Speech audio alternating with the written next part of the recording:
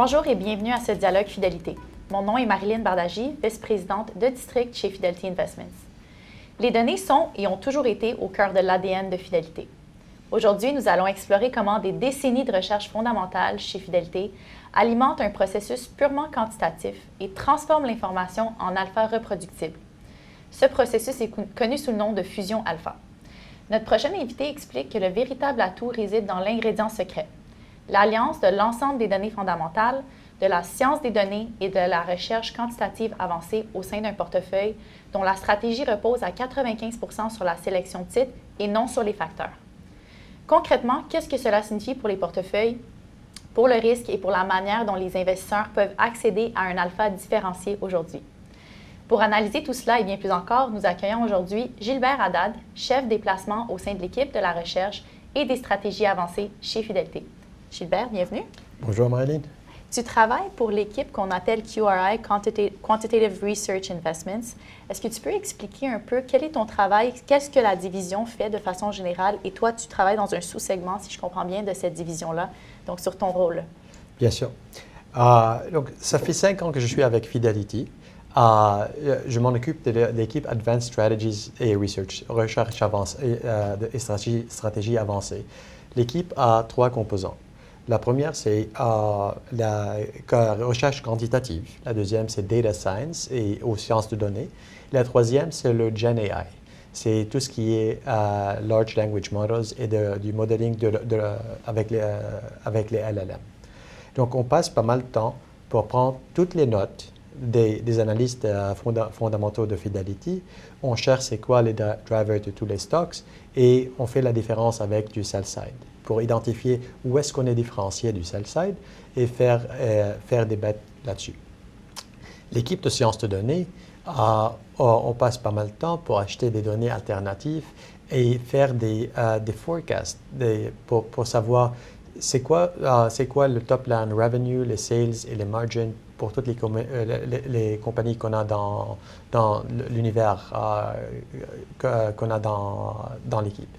Et l'équipe recherche quantitative, ils passent tout leur temps à prendre toutes les données de Fidelity qui sont propriétaires et différenciées et pour les mettre dans un portefeuille qui est différencié et qui a les composants de stock sélection et pas de facteurs.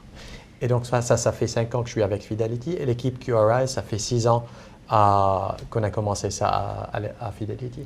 Pour nous donner une idée plus concrète de ce que tu fais, est-ce que tu peux nous donner un exemple, par exemple, d'une compagnie? Tu as mentionné 3 segments, donc Gen AI, tu as parlé des sciences de données et l'équipe quantitative.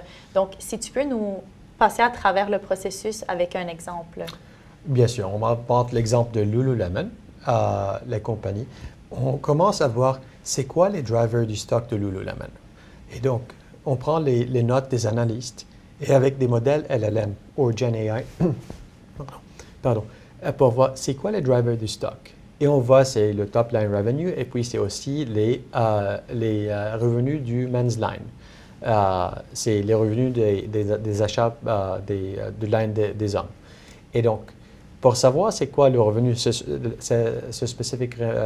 revenu spécifique, on commence à prendre des données alternatives. On a des données alternatives de carte de crédit, donc tout ce qui est achat à Lululemon dans les magasins. Et puis, on a les données pour tout ce qui est géolocation, pour savoir combien de personnes ont passé dans le magasin de Lululemon. Et puis, on a les données d'achat sur email pour voir, pour les achats de Lululemon, c'est quoi la différence entre hommes et femmes. Et donc, on met toutes ces données ensemble, on a un forecast pour savoir c'est quoi les achats de Lululemon pour le line d'hommes seulement. Et quand ça, c'est le driver du stock à un moment spécifique, on prend ce forecast et on le donne aux analystes européens et pour l'équipe qui fait de la recherche quantitative pour l'utiliser dans leur process. Mis à part les données de carte de crédit et de géolocation, quelles sont les données que vous trouvez pertinentes pour pouvoir justement faire, tu disais les forecasts, les prédictions, quel genre de données est-ce que vous trouvez pertinentes pour… En fait, on a presque 50 bases de données alternatives, on a plein de données. Ça dépend du secteur et de l'industrie et du KPI qu'on essaie de forecaster. Par exemple, on a pas mal de données du ressources humaines pour savoir les compagnies, est-ce qu'ils embauchent des gens, est-ce qu'ils font du let go, et donc tout ce qui est ressources humaines. On a des données qui sont, on appelle web traffic. Donc, quand les gens passent leur temps sur leur téléphone, sur les sites web, combien de fois ils cliquent. Exactement. Et quelles applications ils sont en train de downloader. Et donc, pour savoir, est-ce qu'une application particulière, est-ce que la trend, ça augmente ou ça diminue? Et on a presque 50 données alternatives aujourd'hui. Et notre objectif, c'est de tester chaque année 50, c'est l'objectif de l'équipe, 50 données alternatives. On ne va pas acheter normalement toutes les données, mais notre objectif, c'est de tester au moins 50 données chaque année. Fidélité, votre département spécifiquement se trouve dans de ce que j'ai entendu, top décile en termes d'accessibilité aux données. De où est-ce que vous achetez ces bases de données? De où est-ce qu'elles proviennent? Est-ce qu'il y a beaucoup de firmes qui font ce que Fidélité ont fait? Tu es basé à Boston, donc c'est vraiment l'équipe qui est basée à Boston, mais est-ce qu'il y a beaucoup de stratégies similaires ou de shops similaires un peu dans le coin? Normalement, ça a commencé vers 2010, entre 2010 et 2015, et ça a vraiment commencé avec les hedge funds pour acheter toutes les bases de données. À Fidelity, on a commencé vers 2017-2018, mais c'est normalement en 2021-2022 qu'on a décidé vraiment d'être dans le top décile. Ça prend beaucoup de ressources, beaucoup de l'argent, pour dépenser beaucoup de l'argent pour acheter toutes ces données. Et c'est dans les 3 ou 4 ans qui sont passés qu'on est devenu dans le top décile. Mais pour la première question, d'où on achète ces données-là, il y a pas mal de compagnies, on les appelle compagnies de données alternatives, qui prennent l'exhaust des données de différents processus et pour les packagent en data feed et ils les vendent. Ils les vendent pour les asset managers, les hedge funds, mais aussi pour les compagnies eux-mêmes. Et donc, il y a pas mal de données et de compagnies qui font ça aujourd'hui.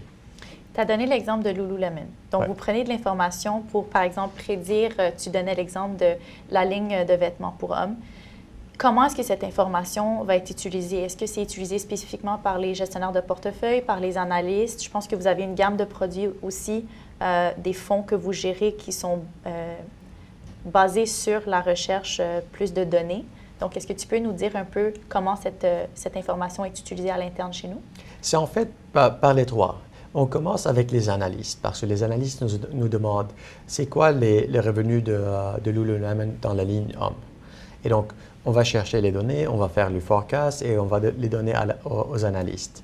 Et puis, les PM vont lire la recherche des analystes et ils vont mettre une position dans leur portefeuille. Et puis, le même forecast est utilisé dans le processus systématique pour faire un bet sur le Lululemon parce qu'on sait que le driver du stock, c'est le revenu de la ligne d'homme. Donc, en fait, on l'utilise dans tous les trois. Et ça dépend, les PM utilisent la recherche plus des analystes. Les analystes utilisent, c'est une seule pièce de leur mosaïque. Et dans le processus systématique, c'est juste un forecast. Donc, ce n'est pas tous les gestionnaires de portefeuille qui utilisent les données que vous générez. Et est-ce que ça arrive aussi que certains certains gestionnaires de portefeuille viennent vous voir et vous demandent, parce que c'est de l'information très granulaire, très spécifique, est-ce que vous avez des gestionnaires qui viennent vous voir en vous disant « J'aimerais avoir cette donnée spécifique sur telle compagnie, est-ce que tu es capable de me la sortir? » Oui, bien sûr. Ça passe, je pense, 50 à 60% du temps. C'est du pool, donc ce qu'on appelle du pool. C'est les analystes et les gestionnaires de portefeuille viennent nous demander c'est quoi les revenus de ces 10 compagnies. Et donc, ça passe tout le temps et on passe pas mal de temps à répondre à des questions comme ça. Et les 40%, c'est du push. C'est quand on achète une base de données qu'on pense que c'est intéressante et on fait notre propre recherche et on le donne aux analystes et aux gestionnaires de portefeuille et on leur dit on pense qu'il y a pas mal de la valeur dans cette base de données et c'est le forecast qu'on a et c'est qu'on pense que vous pouvez l'utiliser dans le processus. Gilbert, tu mentionnais qu'il y a beaucoup de fonds de couverture. Ça a commencé avec les fonds de couverture qui utilisent cette stratégie des hedge funds. Oui. Est-ce que tu peux expliquer comment concrètement, ce que tu fais essaye de générer de l'alpha. Donc, c'est très niche, très spécifique, mais si on peut essayer d'expliquer aux conseillers comment est-ce qu'on génère de l'alpha avec l'analyse de données. Oui, bien sûr. Avec l'analyse de données, on essaie de savoir quelle information on peut avoir avant le processus, le sell-side consensus. Et donc, tout ce qui est consensus. Et donc, on essaie d'avoir cette information très, très granulaire et faire du forecast qui a du stock selection. Le composant stock selection, c'est plus que le composant facteur. Donc, on essaie d'enlever tout ce qui est facteur, momentum, growth, value et tout ça. Et tout ce qui reste, c'est seulement du stock selection et au idiosyncratic risk. Et c'est sur cela qu'on fait les bets. Et donc, les données alternatives et les données des analystes et des PM nous donnent la chance pour savoir c'est quoi le idiosyncratic risk. Et c'est comme ça qu'on a un portefeuille qui a en 90% du stock selection. Juste pour mieux comprendre, quand on dit on essaye d'éliminer l'aspect facteur, pour nous, c'est par exemple, si tu as un indice de référence, tu veux enlever le biais ou la variation, par exemple, tu as un indice de référence qui est très concentré dans un secteur. Si tu veux enlever le biais factoriel, tu vas répliquer l'exposition sectorielle de ton indice de référence. Quand tu dis on veut vraiment mettre l'emphase sur le stock selection, sur la sélection de titres et éliminer les biais factoriels, qu'est-ce que ça veut dire? Est-ce que vous allez regarder, par exemple, les risques spécifiques d'une compagnie s'il y a un changement à l'interne? Quand je pense à risque idiosyncratique, c'est vraiment un risque qui est spécifique à un stock, right? À une compagnie en particulier. Donc, comment est-ce que les données vous donnent cette information-là? Donc, on prend les forecasts et on dit, si on a un forecast, c'est quoi, si on le décompose, c'est quoi les composants qui peuvent être décrits avec le modèle de risque? Donc, tout ce qui est growth, value, momentum, management, quality, ce sont des facteurs de risque qui sont très bien connus. Et on fait la décomposition du forecast avec le modèle de facteurs. Et tout ce qui reste, qui ne peut pas s'expliquer avec le modèle factoriel, ça, c'est du idiosyncratic risk. Ça, c'est du risque qui ne peut pas se décrire avec le modèle. Donc, on fait du bet sur ça. Et c'est ce qu'on appelle le pure alpha. OK. Donc, ce que tu es en train de décrire, c'est un peu comme un gros complément à ce que les conseillers chez nous connaissent énormément, c'est nos stratégies factorielles. Plusieurs des conseillers utilisent les stratégies comme les FNB à haute qualité ou momentum et tout ça. Donc, ce que tu dis, c'est que la stratégie que vous employez dans les fonds que vous gérez sont complémentaires et complètement différentes de ce que l'équipe quantitative fait chez nous. Exactement. Donc, c'est une philosophie un peu différente. Il y a la philosophie de générer de l'alpha ou du return avec des facteurs, et on l'appelle du risk premium. Et ça, c'est une stratégie très bien établie. Il y a de la recherche là-dessus pour des dizaines d'années. Mais il y a aussi ce qu'on ne peut pas décrire avec les modèles ou les facteurs. Donc ça, c'est du idiosyncratic risk. Et il y a pas mal de stratégies. Ça a commencé avec les hedge funds il y a deux dizaines d'années. Et dans notre équipe, on fait le focus, c'est tout ce qui est idiosyncratic risk. Est-ce que ce sont des stratégies qui ont été prouvées comme étant performantes? Comment est-ce que... Parce que tu as travaillé pour un fonds de couverture avant de te joindre à Fidélité. Est-ce qu'il y avait vraiment une valeur ajoutée à aller chercher cet alpha qui provient là, du risque idiosyncratique des compagnies? Oui, bien sûr. Dans les fonds de couverture, les bets sont seulement sur ça. Okay. Il n'y a pas de facteurs dans les fonds de couverture. C'est juste le idiosyncratic risk et la majorité du risque sur ce risque-là. Est-ce que tu serais capable de nous donner un exemple de compagnie ou comme une compagnie que tu as suivie qui est dans vos stratégies d'investissement et qui a bien une belle histoire de stock picking avec un bon stock selection? Je vais penser à un exemple qui n'est pas récent parce que compliance. OK, oui. Quelque chose qui est publié publiquement, divulgué. Et donc, tout ce qui est les compagnies de AI. OK. Et donc, c'est un thème séculaire qui est dans tous les portefeuilles. Mais pour nous, ce n'est pas normalement une compagnie spécifique. On prend toutes les compagnies qui font de l'AI et on prend comme un mini-secteur. Ce n'est pas vraiment un secteur ou un subsecteur. C'est les compagnies d'AI. C'est quoi les compagnies qui vont gagner et ceux qui ne vont pas gagner? On fait du long short dans ce groupe de compagnies spécifiques. Okay. Et donc, c'était un bon bet pour nous. Ce n'est pas justement prendre le bet AI séculaire, mais les winners et losers dans ce groupe-là. Je suis sûre que ça intéresserait les conseillers si tu peux nous en dire un peu plus, dans le sens que, est-ce que tu peux nous donner un peu plus d'infos sur où tu penses que l'AI s'en va, comment vous l'utilisez, comment ça va changer un peu l'industrie du placement et l'analyse de données? Est-ce que tu as des commentaires là-dessus? On passe pas mal de temps avec le AI, mais comme Fidelity, comme compagnie, on a pris la direction d'utiliser AI pour l'efficiency, pour être plus efficace dans la recherche. Et donc, l'AI nous aide à prendre beaucoup de données, à faire de la synthèse des données qui est beaucoup plus rapide. Tout ce qui est synthèse de données qui est en texte. Et ça nous donne la capacité d'utiliser ces modèles pour voir où est-ce qu'on est différencié du sell-side et pour chercher des informations spécifiques du test qui est beaucoup plus difficile de faire avec des modèles NLP ou d'anciens modèles. OK. Peux-tu nous donner des exemples de signaux que vous utilisez, puisque tu viens de nommer quelques signaux. Qu'est-ce que vous utilisez pour générer de l'alpha dans vos modèles? Un exemple de sentiment. Ouais. Le sentiment des notes. Donc, ça a existé, ça fait plus que 10 années, le sentiment des notes. Mais avec les nouveaux modèles de AI, de Gen AI, on peut être très granulaire avec le sentiment. On peut faire du sentiment qui est court terme et un sentiment qui est long terme. Donc, les analystes font la recherche, ils ont la note sur la compagnie et ils disent je suis très bullish pour le long terme, mais il y a les earnings vont venir et je suis bearish. Et donc, il y a beaucoup d'informations dans ce texte-là. Avec des modèles Gen AI, on peut décomposer le sentiment entre long terme et court terme. Et pour faire deux bets qui sont différents. À court terme, on va faire du underweight ou du short. Et à long terme, ça va être du overweight ou du long.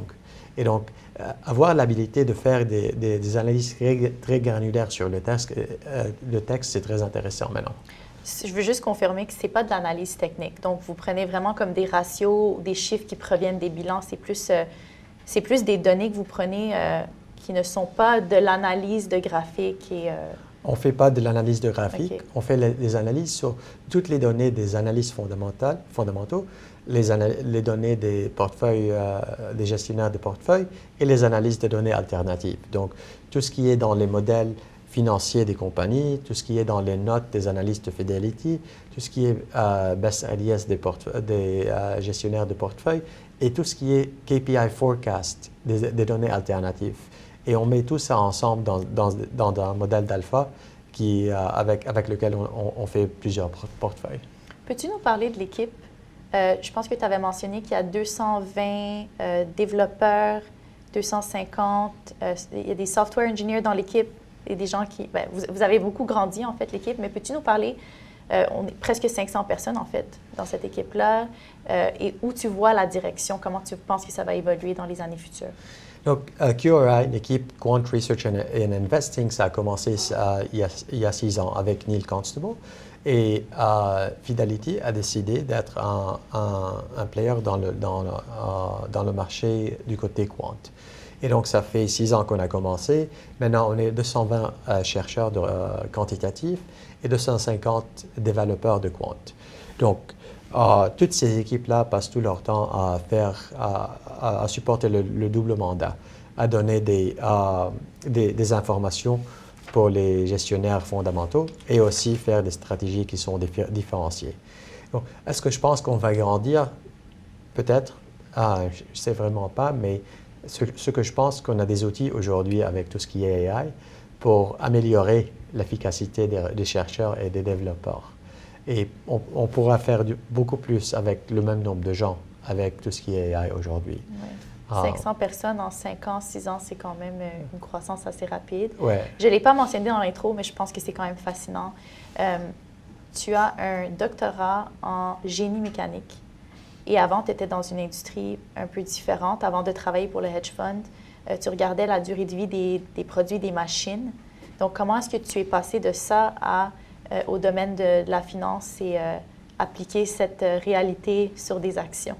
Donc, j'ai commencé avec, ma recherche était sur du machine learning, développer des modèles pour faire les forecasts pour les outils mécaniques. C'était pour les jet engines. Et j'étais embauché par une compagnie compagnie d'énergie, qui voulait faire la prédiction pour les outils d'énergie. Et donc, la proposition, c'était la même. Il y a des données qui viennent des sensors et on devrait développer des modèles pour faire de la prédiction. Et donc, en 2014-2015, les données alternatives ont commencé en finance. Et donc, j'étais embauché par un fonds de couverture qui était très intéressé d'utiliser les mêmes modèles. Donc, la proposition, c'était la même.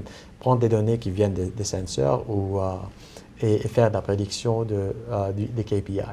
Donc, les mathématiques étaient les mêmes, les modèles étaient les mêmes, mais l'application était un peu différente. C'est très intéressant. Je pense que tu n'appliques pas ce processus juste sur les actions. On parle beaucoup d'actions de façon générale, mais l'équipe utilise aussi des données pour prédire le rendement, disons, des obligations. Et vous avez aussi une équipe pour le ESG. Est-ce que tu peux parler un peu de comment c'est appliqué sur ces deux autres classes d'actifs? Oui, bien sûr. Dans notre équipe, on fait le support avec les données pour tout ce qui est équipe fondamentale à Fidelity. Mais pour l'équipe ESG, on a une équipe qui est spécialisée en ESG. On leur donne des données. Un exemple de données qu'on leur donne, c'est tout ce qui est ressources humaines.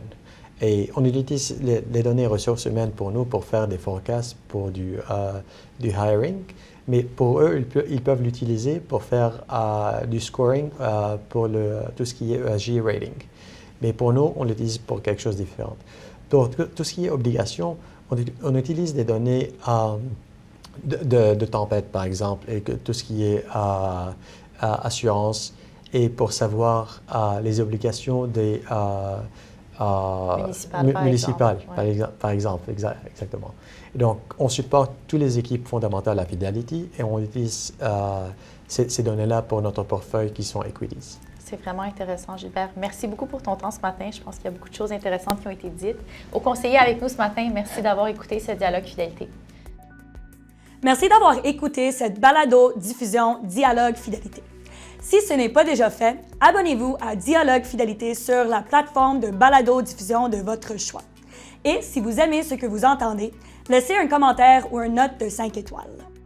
Pour plus de renseignements sur les web-émissions en direct à venir, veuillez consulter fidélité.ca.